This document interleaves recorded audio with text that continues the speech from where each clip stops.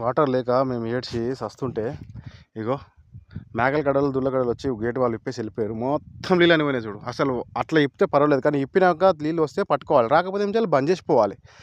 బంద్ చేసిపోతే బాగుంటుంది. లేకపోతే ఎవడ కావాల్సుకొని ఇప్పితే ఇక మనం ఏం చేయలేం దానికి. అంత దుర్మార్గుడు ఎవడు ఉండడు, ఫాల్తు నా కొడుకులు.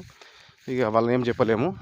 నేను నీళ్ళు లేక ఒక కమ్సేమ్ ఒక 1/2 కిలోమీటర్ నుంచి నీళ్ళు తీసుకుంటాను. అక్కడ మా మామ అని చెప్పాను ఇంతకుముందు, పోయిన సంవత్సరం ఇచ్చాడు వాటర్ తక్కువ అయితే. ఇప్పుడు బోర్లో వాటర్ తక్కువ వస్తుంది కాబట్టి అక్కడ నుంచి ఒక 1/2 కిలోమీటర్ పైప్ అనిపిస్తుంది అనుకుంటే అక్కడ నుంచి ఇక్కడ దాకా నేను మొన్న వీడియోలో పెట్టినా. నీళ్ళు లేకని ఇగో ఇట్లా చేస్తారు.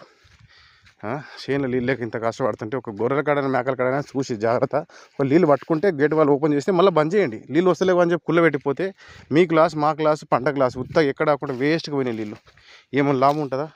ఒకవేళ అట్లా కాదని చెప్పి దుర్మార్గులు ఎవడన్నా ఓపెన్ చేసి ఉంటే వాళ్ళంతా పాపం నా కొడుకులు నరకానికి పోతారు కొడుకులు అంతే, అంతకుమించి ఇంకేం లేరు. రైతుని కష్టపెట్టినాడు ఎప్పుడు బాగుపడ్డాడు. జై హింద్, జై భారత్.